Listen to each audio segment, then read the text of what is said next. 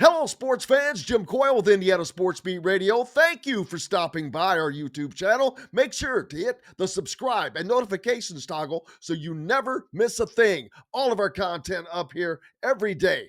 Looking forward to it. Thank you, and we'll see you on the radio.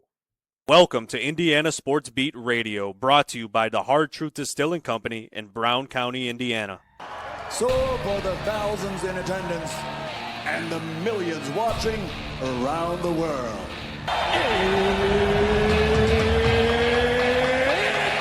time! 3 on the way. Oh! It went in! It went in! And Indiana wins the ball game! Know your role and shut your mouth, you jabroni! Float game for the win!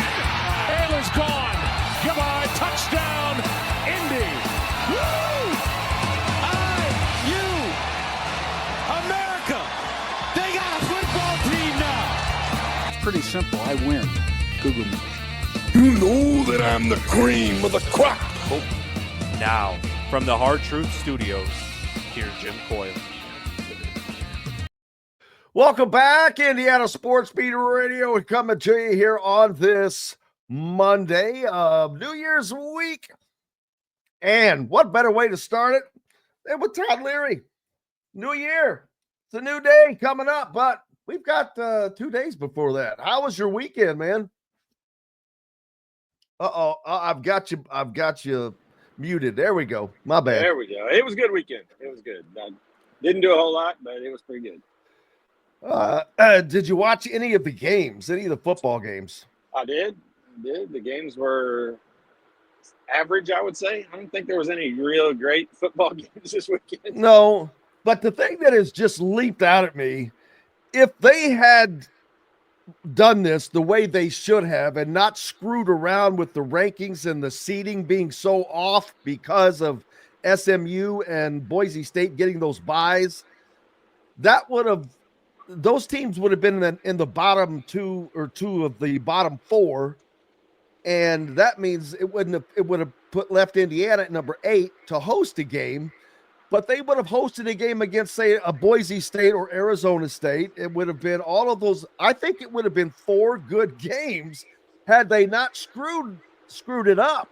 And they wouldn't have had those. Now, those blowouts might have happened the following week. I don't know, though, because none of those games would have been on campus sites.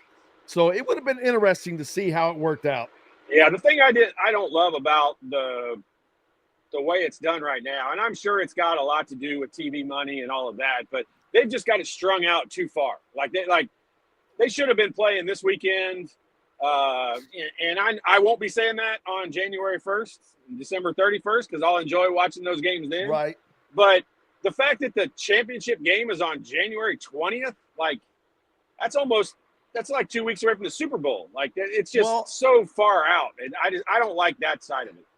And not only that, and I don't know if there's anything they can do about this. Probably definitely not. But you think about the portal, Todd, these guys that they're using, that's the timeline. Sure. And so they have to enroll in their new school for that next semester. And I don't know exactly when the semester starts, but I'm going to guess it starts before January 20th. Well, and I'm just going to say it this way, and all the big brains that do this stuff are way smarter than me, but I feel like it's just a huge oversight at the fact that they let the transfer portal be open prior to all teams being done with their season. That there's not a argument you can make in the world that has any common sense whatsoever that makes that make sense. And it's unfair. It's unfair to the teams that are still playing, that everybody wants to still be playing. So it's not like they're being penalized for that. But the fact that the portal exists prior to all the teams being done with their season is an absolute oversight and complete mistake from the NCAA's perspective, in my opinion.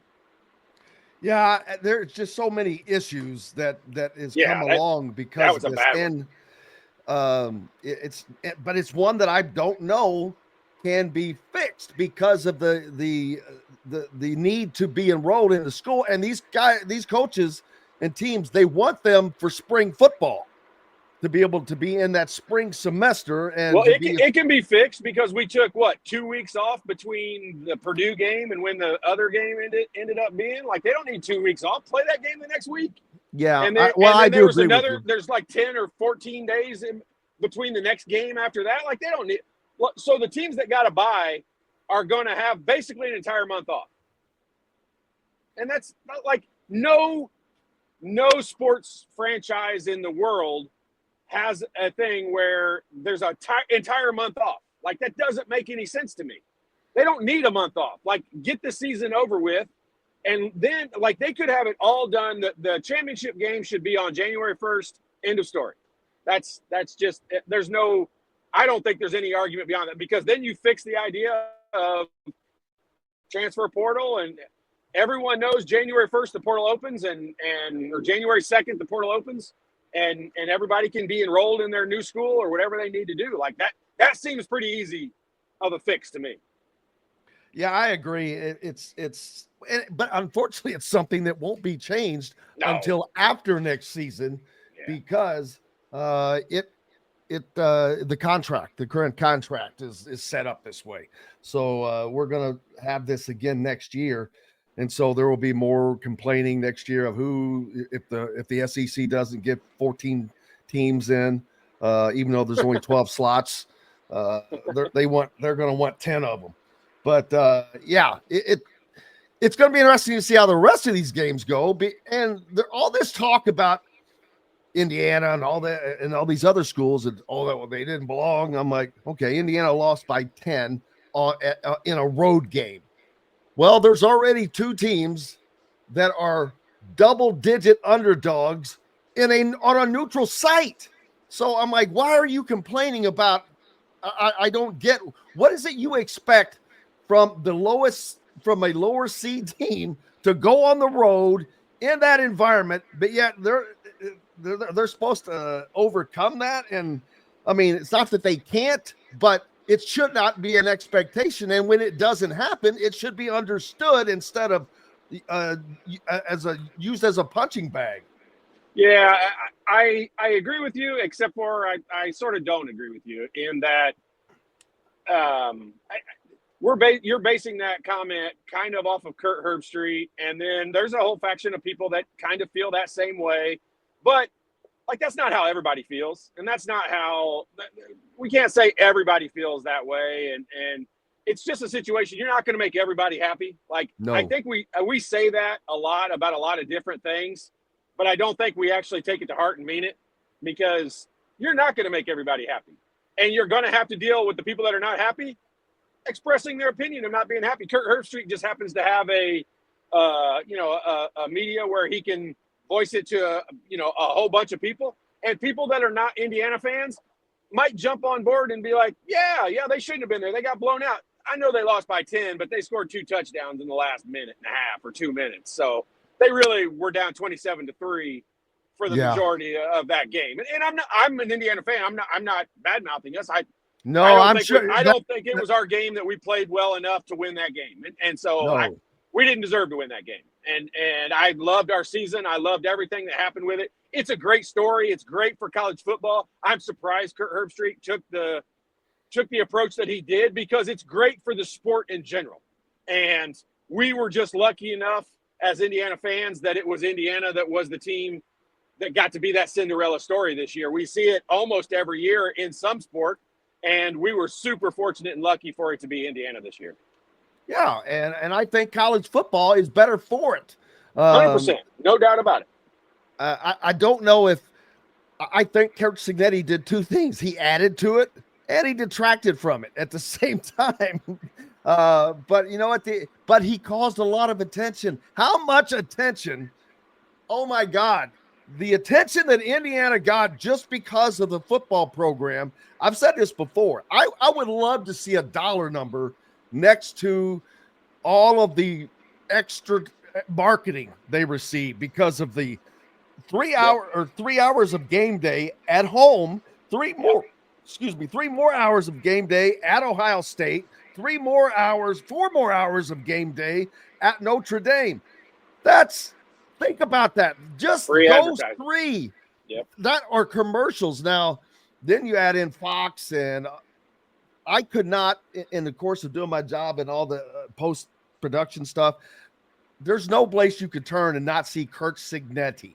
Right. Yep. People that I have no idea who they are doing things on Indiana football. I was like, oh my God, this thing is it was a wildfire. Yeah, you know, like I like the fact that he talks trash and tries to back it up. Like I like that. You know, like Nick Sirianni with Philadelphia Eagles. He's not a super likable dude, but I like the fact that he talks trash and he's not backing down from it. Like he talks crap and he goes out and tries to back it up. And I like that. I like that side of it. I don't mind that. And Coach Signetti, I think did so many good things for the university and for himself and for all the players. Like he upped the value of those players so much. And that's something you can never put a dollar sign next to, but it's a big dollar sign. And you just I like everything that's happened out of the whole situation. Now, the fun part is now we get to go see it happen again. You said all along he wasn't going anywhere, and I said all along he was for sure going to an SEC school. And so I'm so glad you were right in this situation, and I'm glad that we get to see how that's going to play out and back it up in year 2 and 3 and 4 and 5 and down the road. So that part of it just makes next year exciting and fun. You know, I mean, look, when's the last time you and I on December 30th were still talking about football at Indiana University, especially the day after there was a basketball game yesterday? Todd has been doing this show for almost as long as it's been on, and the answer to that question is never. Never. Yep. Never. So, yeah, it was great. It did suck that it came to an end before all the bigger bowl games, but that's part of it. That's part of being in the playoffs. And I think that I think that they end up in the playoffs again next season. It's going to be tough, though, because they have 3 really hard road games, and this is just talk. I'm not previewing next year, but they've got to go to Penn State, Oregon, and Iowa.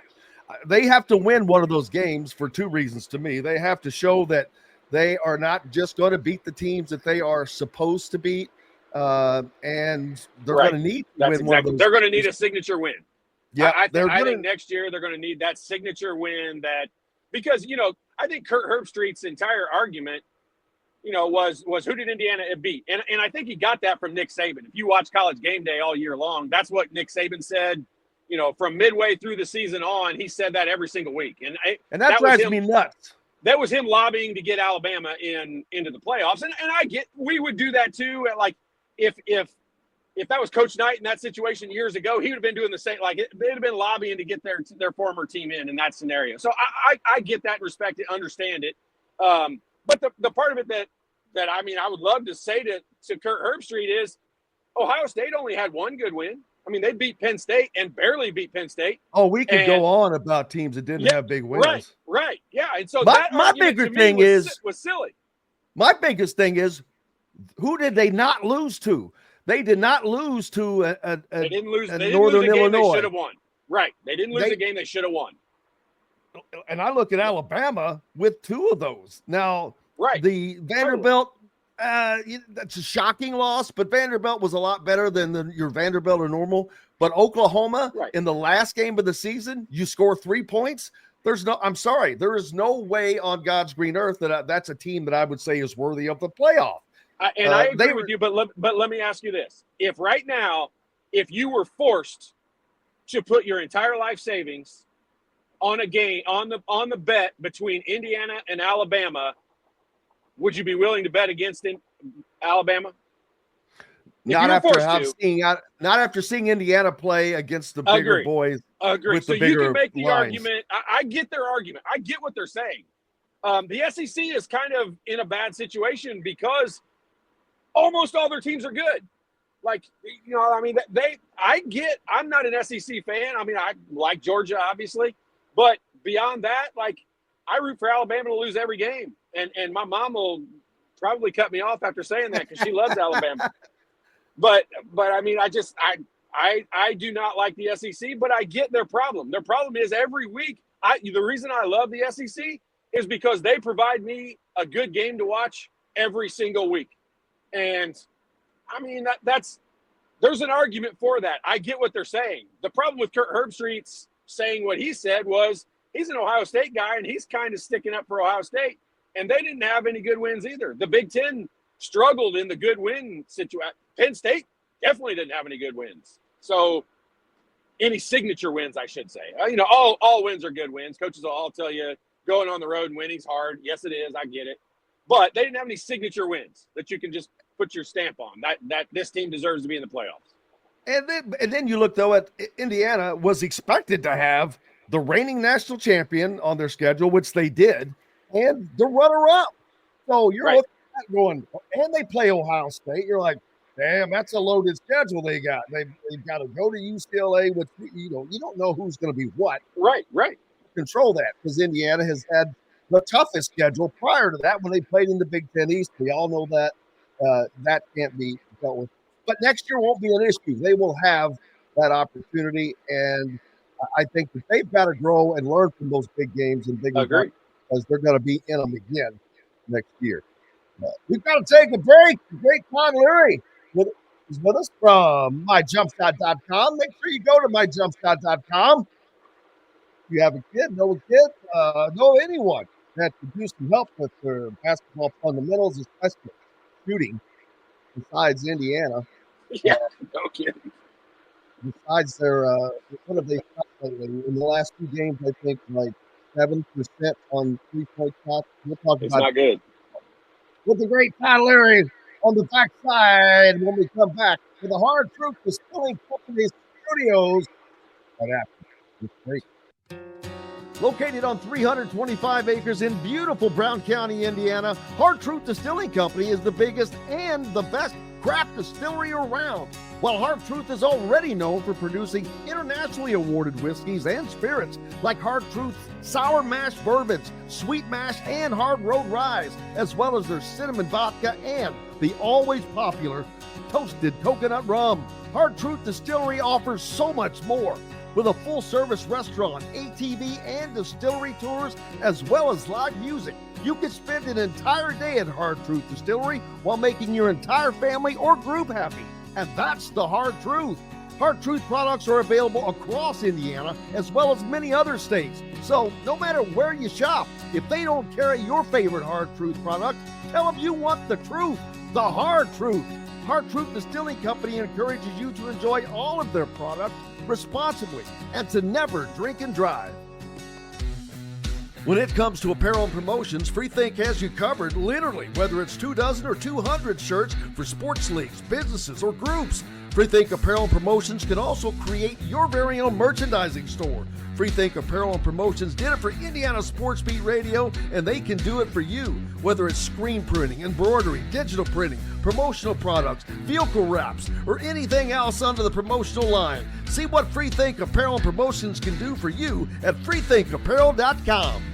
Know a team or group needing a fundraiser? Boost Fundraising raises more money faster and offers the most unique and user-friendly online fundraiser in the nation. Your team receives personalized fundraising pages for each team member. Free team-branded promo gifts shipped to each donor. Boost Fundraising does it all. Sports teams, marching bands, charity causes, and community groups. Go to boostfundraising.com and be sure to enter the promo code COYLE, that's COYLE, to receive a discounted fundraiser. If you're looking for a home in the Indianapolis area, you need Cheryl Sizemore from RE/MAX Advanced Realty. Cheryl Sizemore has over 2 decades of experience, and that could be the difference in getting the home you want in today's tough housing market. Reach out to Cheryl Sizemore from RE/MAX Realty at cheryl@indyhomepros.com or 317-701-0838. 317-701-0838. Let Cheryl Sizemore help you find the home you want today. At Ben Davis Chevrolet and Ben Davis Ford in Auburn, we're your one-stop shop for all of your automotive needs. We have the area's best selection of over 300 vehicles, including new cars, trucks, vans, and SUVs. Plus a huge selection of pre-owned vehicles in stock. And if we don't have what you're looking for, we'll find it for you. We also have top-of-the-line service and parts, plus a collision repair center, and we're competitively priced on everything. For sales, service, collision, parts, and more, we do it all. Come see us today or visit us online at bendavischevrolet.com and bendavisford.com. Welcome back, Indiana Sports Beat Radio here on this Monday of New Year's week. Got big New Year's Eve plans? I know you. I know what your big plan is going to be in bed before 10. Yep, I haven't seen that ball drop, and I can't even tell you how long. It's not as big as it's cracked up to be. I remember I had a good friend that's no longer with us, but he used to call that rookie night. He's like, no, I'm not going anywhere. So that's rookie night. Yeah, that's a good point. Indiana basketball gets another win, Todd, but it is another win that reminds me all too familiarly of last season. They beat Winthrop 77-68, a single-digit victory again over a team that they probably should have handled a little easier. Not that Winthrop's not a good basketball team, but when you're looking at the comparison, this is a game that with 3 minutes left was a 1-point game by Indiana. And of all people, led by, I don't want to know if I should say led by, but Langdon Hatton, who came in for an unexpectedly voided Umar Ballo spot. But Hatton pulls down 11 rebounds in a game that was probably as big as anything for the Hoosiers. Well, I'll be honest with you, that's what I think is the bright spot of the game, and especially of a game like that heading into Big Ten season. You get a guy with a little bit of confidence like that, and rebounding is such a big factor. And I think Ballo's biggest asset for Indiana is his rebounding, and you know that void was filled by Hatton yesterday, and that's a good sign. That's a good thing. I don't really look at who they played and how close of a game it was as much. I do a little bit, but not as much as I do how Indiana played and how they're playing, together and with each other on the floor. And that I think if you looked at, December 30th, where Coach Woodson and the whole staff wanted this team to be at this point as far as the cohesive group, I don't think they're where they want to be or where they expected to be. And that's not necessarily a bad thing because there's plenty of time to go left in the season. The meat and potatoes of the season that really matters is what's in front of them, and that's a good sign. But I think they've got to start playing well together. And I say this every year, and I'll probably always say it because it's something I've learned over the years of watching all sports and all teams play is very few teams ever start the season out and play well together and do that throughout the whole season and then end up going on and winning a national championship or a Super Bowl or whatever it is. And they all have to have some bumps along the road, and they all have to deal with injuries, and they all have to deal with guys not playing well and shooting slumps and all different kinds of things. And the thing that we can hang our hat on and hope for is that this team is kind of grinding its way through the tough part, and they're going to hit their stride in February and March when they really need to. Now, they can't lay an egg in January because then you're not going to make the NCAA tournament anyway. But they've got to just continue to get a little bit better each game. And the thing I think I talk about the most on your show is the consistency. Like, they've got to have more consistency. You can't have games where Rice has 23 and then 4 and then 21 and then 6. Like, he needs to have 13 every game. And he needs to distribute the ball. And he needs to – and I'm just using him as – Trey Galloway can't have games where he has 14 and then 1 and 0. And we just can't have that. And you're going to have a game or two like that. You can't have it be, half of the games. You can't go for 15 and then 0 and then 15 and then 0. You can't continue to do that. So that's where I think they've got the most growth and stuff they've got to work on the most is being consistent and being able to play well together. I still don't think at this point they've played very well together on the court. And you know, that's a sign of a team that's not played very much on the floor together. And I think we all would have hoped they would have played a little better at this point in the season, but we've got the important part of the season in front of us. So that's the good side. Yeah, I don't disagree with some of that. The one thing is getting them, and they haven't played a ton together because they're mostly new, but right. That's the case with everybody now and every team. So the inability to get them there, that's the problem, because it shouldn't take that much. They've been together all summer. And we look at teams like Michigan or Ole Miss or wherever you want to look that also uses the portal and has used the portal to fill in or has a new coach and new teams that are playing well. It's just about the approach. Kurt Signetti. I mean, how far do I have to go? I mean, that's almost impossible to. Not only did he turn the Titanic with a couple of John boats, you know, he turned the Titanic, which was thought to be impossible. So that's an issue of why they are not playing well together. So what are they not doing? And every game it has been something different. Well, I not to cut you off, but like I will say this. Like usually, you know, like if you're going to talk about what's a team's identity, like what do they hang their hat on? You know, like Michigan State, you can always say over the years, it's always offensive rebounding. And you know, you can say Rutgers, it's always their defense and all that. This point in the season, I can't identify what Indiana's, you know, how you would describe them. Like, well, that goes back to, it wasn't that long ago. I was sitting in the press room when Mike Woodson was asked, hey, what is this team's identity? And he said, don't know yet. Well, as soon as he said that, I'm like, dude, if you don't know, then who the hell's going to know? Because I would have thought you would have had a direction that you wanted the team to go and were welding them in that fashion. Well, and to his defense a little bit, which he doesn't need to be defended, but I mean, what direction he wants them to go and what direction they're taking might not have been at that point in time on the same path. And so like he might have been honest as could be and saying, I'm not sure what our identity is, because I can tell you, I'm not sure what our identity is right now. And that doesn't mean that you can't get on a roll and have one. I would love, obviously, you know, with me, I would love our identity to be a up-tempo, fast-paced three-point shooting team. Which is what they were supposed to be, according to Mike Woodson coming into the season. I think we've proven that's not going to be the case. No.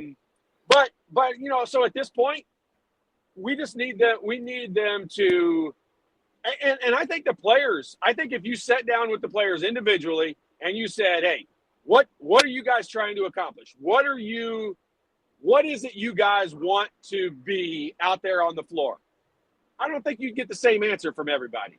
And that's a problem. Like that doesn't mean it can't be fixed. It doesn't mean a month from now they won't all give you pretty close to the same answer. But at this point in time, nothing has clicked for them. Nothing, or I shouldn't say nothing, because that's not necessarily true. But they've not clicked as a unit. They have not played well together. They've had spurts where they played well together.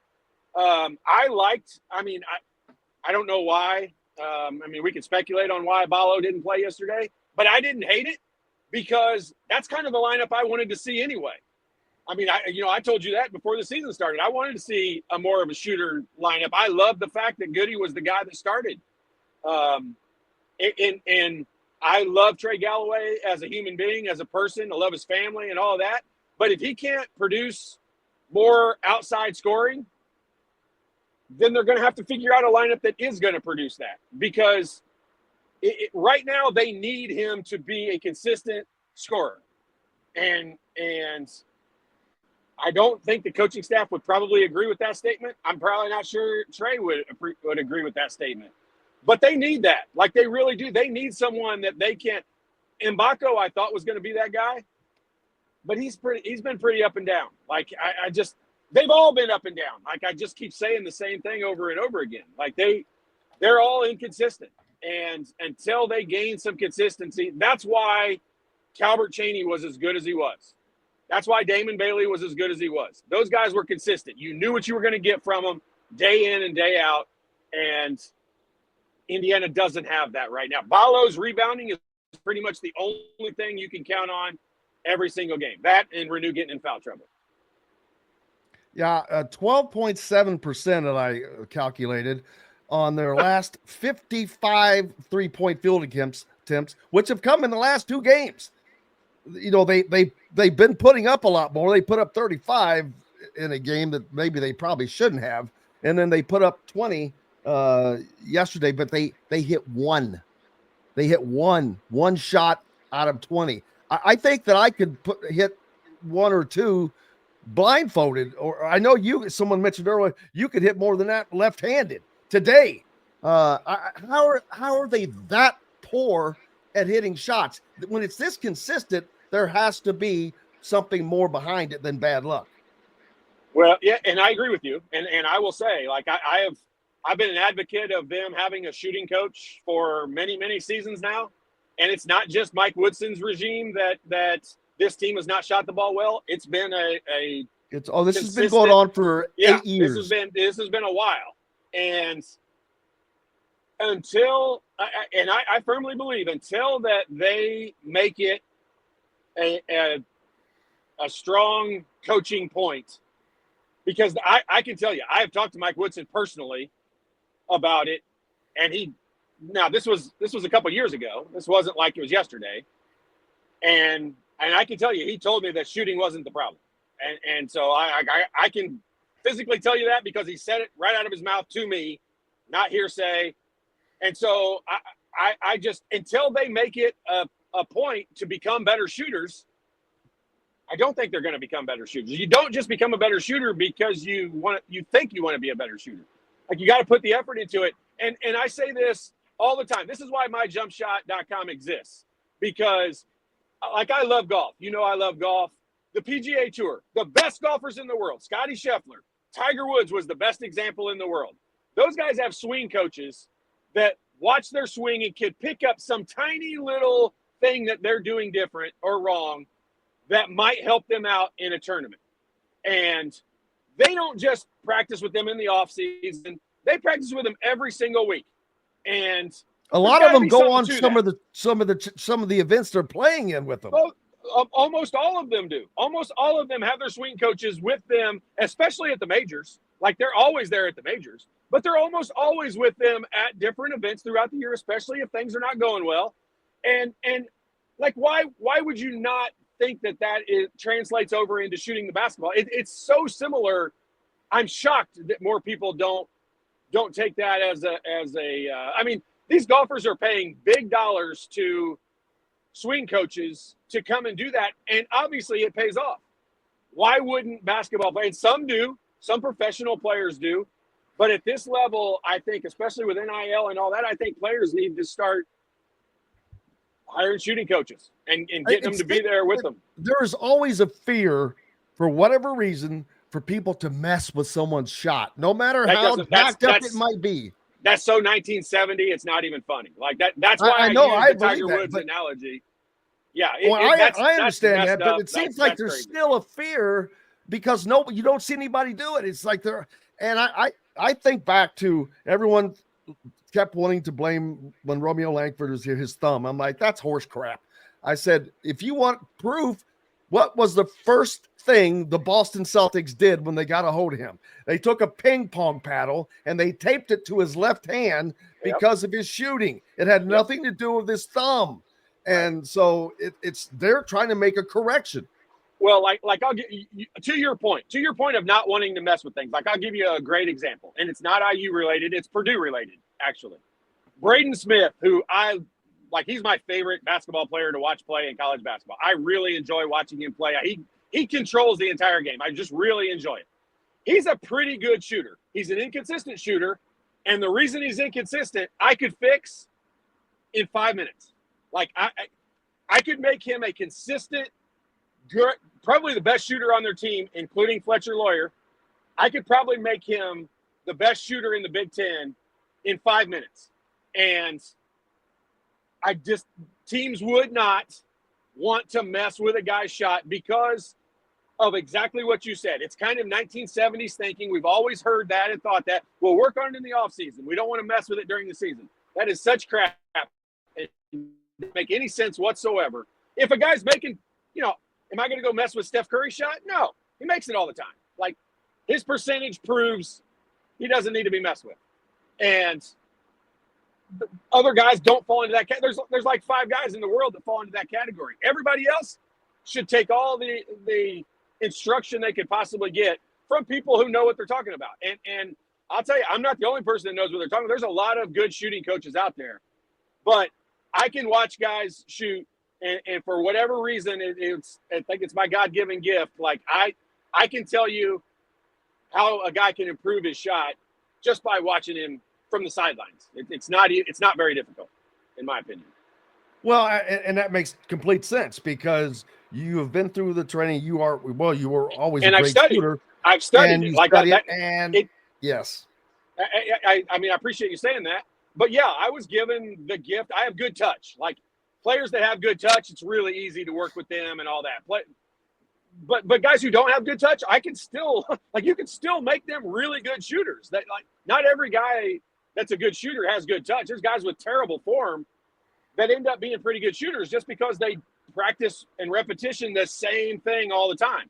And, you can improve guys like that a bunch. But I've studied it to the point where I'm shocked there are not more I'm shocked there's not more teams that are employing shooting coaches that are real. The NBA does it. Why don't colleges do it? That's the part of it I don't understand. I know there's rules of how many coaches can work with a player and all that, but blah, blah, blah. They get around Yeah, that but all you the know time in what? different ways. It's changed so much. So hopefully that will just change because as well. you're a good shooter doesn't mean you can teach someone else to be a good shooter. I always say that. Just because you're a good golfer, I'm a pretty good golfer, but I'm not very good at teaching somebody else how to play golf because I don't know the technique. I have the athletic ability to be able to make myself play well, but I can't teach somebody else how to play well in golf. But I can in basketball, and that's the part of it that that's the part of IU that bothers me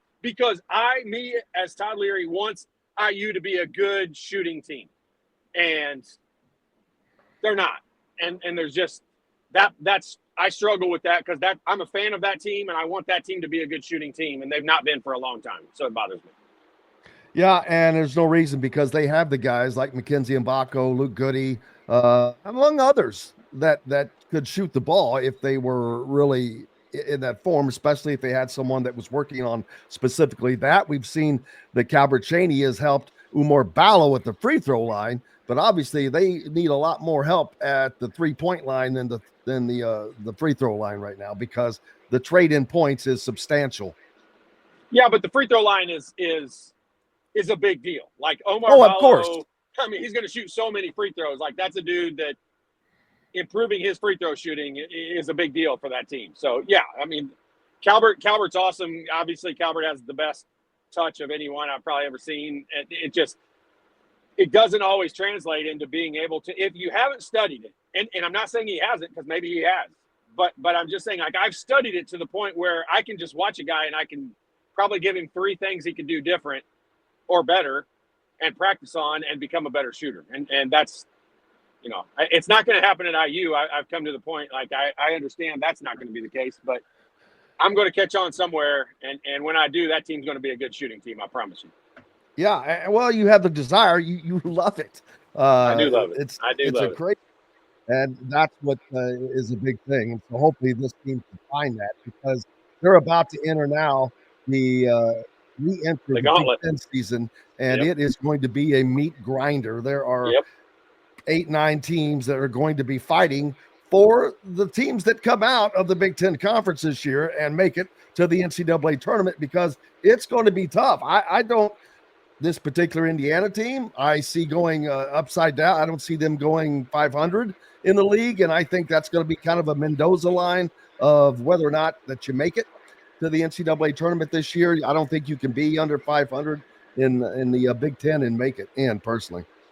Well, I mean, unfortunately, with where their net ranking is, and this has been proven over the years, but where their net ranking is right now, if they're not 500, you're right. They're probably not going to get in. And I'm not saying that I don't think they're going to be 500, because if you go down and look at the schedule, I probably do think they're going to end up over 500. But I always look at it with the glass almost full, not half full, like almost full, because I think they're going to get better. I think that every game, I think that's going to be the game it clicks. And that's just the Indiana basketball optimist in me. But you are such the optimist. I know it. That's what they say about me. Well, I hope you have what's your optimistic view for 20? Oh my God, this sounds like Will Robinson in Lost in Space. 2025 coming up. I feel like I should be donning a space helmet when I say just saying that. Yeah, I agree. I mean, what if I would have told you last year? What if I would have said, I think Indiana football is going to make the playoffs next year? You'd have said, well, we're not having you on the show anymore. We're going to have your head examined for something. But yeah, I mean, I think in some way, shape, or form, this team's it's gonna click for them. And when it does, I think Mike Woodson will stand at midcourt with the double bird up to everybody. Well, and the true fans can kiss it. Oh well, I shouldn't say that, because I'm sure a lot of fans would be fine with that if it happened. But from what we have seen this season, they are in the same position that they were a year ago with these single-digit wins over sub 200 KenPom teams. That is just going to be too much to overcome. It was too much to overcome last season in conference play for them. This season is even tougher. You've added 4 teams, but 2 of which are probably going to be losses. Oregon is looking really good. UCLA is really good, although they do get Oregon at home. That's going to be a tough ball game, in addition to the many other tough ones. They're all going to be tough. Like, if I asked you right now today, who do you think? Give me the top 3 teams in the Big Ten. I won't even make you pick the winner. Give me the top 3 teams in the Big Ten.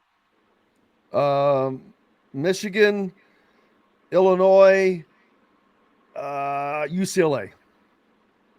Yeah, I mean, I would agree with, as much as I love Dusty May, I don't think Michigan's going to be up there. I just think I love their team. They're actually one of my favorite teams to watch play. I love the 2 big guys. But I mean, I just think with all the road games and all that, I don't think their guard play is good enough, to be honest with you.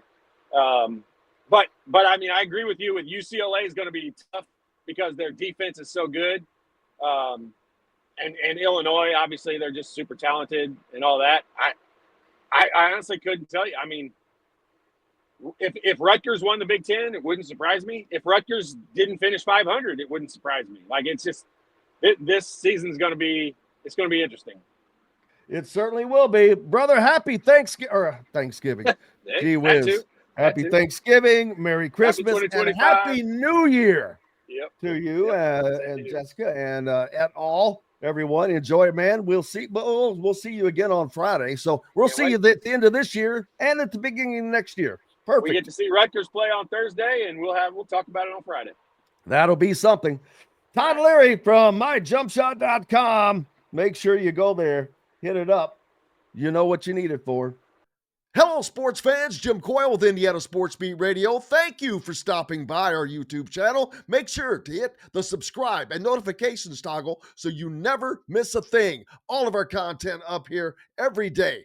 Looking forward to it. Thank you, and we'll see you on the radio.